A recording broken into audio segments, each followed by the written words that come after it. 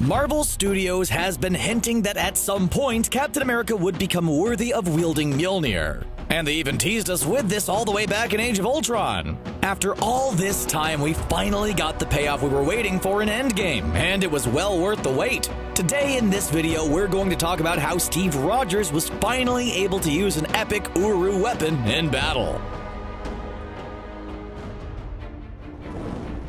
The rules of Uru metal weapons can be kind of confusing, so don't worry if you found yourself scratching your head about it. It's a god-tier material which is forged in the heart of a dying star. During Avengers Infinity War, Star-Lord asks why everyone doesn't have a magical Uru weapon, and Thor explains that few people could handle the physical or mental strain necessary to wield such a weapon. During the first Thor movie, Odin decided to punish Thor for being arrogant and insubordinate by cursing his favorite toy. He can have it back, he just has to be worthy of it. What does that even mean? No idea, but apparently Thor managed to figure it out by the end of the movie. The importance of Mjolnir's unique nature and its ability to determine worthiness was also brought up during Avengers Age of Ultron, when various heroes tried to lift it. In the end, only Vision could really wield it to any useful extent. But in the comic books, Captain America has wielded Mjolnir before, and many fans were confident this could happen at some point in the MCU. Actually, tons of people use Mjolnir in the comic books, so maybe the MCU criteria is a bit more strict. The first time Captain America picked up the hammer in the comics, it was pretty anticlimactic. He simply used it and handed it back to Thor like it was no big deal. But the second time, in the Fear Itself event, we got the lightning blast and a cry of Avengers Assemble, which was more like the movie version we ended up seeing. One of the major movie moments of Avengers Endgame featured Cap wielding Mjolnir, casting lightning bolts and just generally being amazing in the battle against Thanos. So now the question is, what changed between Age of Ultron and Endgame to make Captain America worthy of wielding Mjolnir? Clearly it wasn't an issue of physical or mental strength, since we also saw him using Stormbreaker, although Thor was less than happy to share that weapon. After all, one of his defining characteristics has always been that he's a genuinely good and virtuous person. So it's hard to think of what would have made him unworthy up until this point.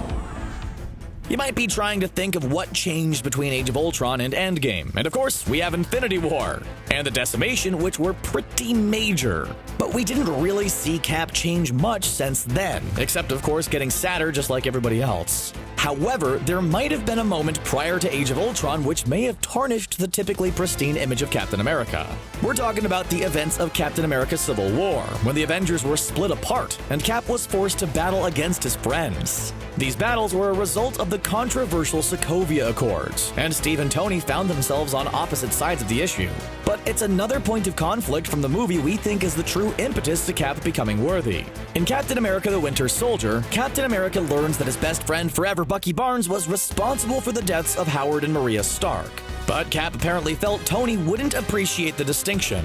So he decided to keep this huge secret to himself, so it could blow up at pretty much the worst possible moment. Spoiler alert, it did not work out well for him. Instead of being honest with his friend and fellow Avenger, Cap kept this a secret. He claimed it was to protect Bucky, but it seems like there was also a selfish aspect. Nobody likes to be the bearer of bad news, especially when it involves people you care about. Keeping that kind of thing to yourself is toxic, and it's something many of us have experienced in the real world. Turns out the Super Soldier Serum makes you physically stronger, mentally sharper, but not any better at navigating awkward and uncomfortable social situations. Simply put, Steve Rogers was a bad friend to Tony Stark by keeping that a secret. It was even sadder considering during Age of Ultron, Tony confessed his worst fears to everyone, and Steve promised they would face them together. And then as Tony yelled in a fit of rage, Steve wasn't there with him when things went down during Infinity War. But later on, when undoing the Decimation seems like a possibility, Tony Stark apologizes for his outburst and notes that resentment is toxic, and he wants to move forward. But once it came out during Civil War, Steve and Tony were able to reaffirm their friendship and their respect for one another. Honestly, when they went back to the Battle of New York and Tony asked Steve if he could trust him, and Steve said yes, it was a really emotional moment for us fans who have watched their journey throughout the MCU both together and apart. It's nice to see that Cap isn't perfect, but we all love him anyway. What do you think about Captain America wielding Mjolnir in Avengers Endgame? Did you enjoy this epic moment, or did you think it was too over the top? Let us know in the comment section below, and then click on that subscribe button for more videos from us here at CBR. Thanks for watching!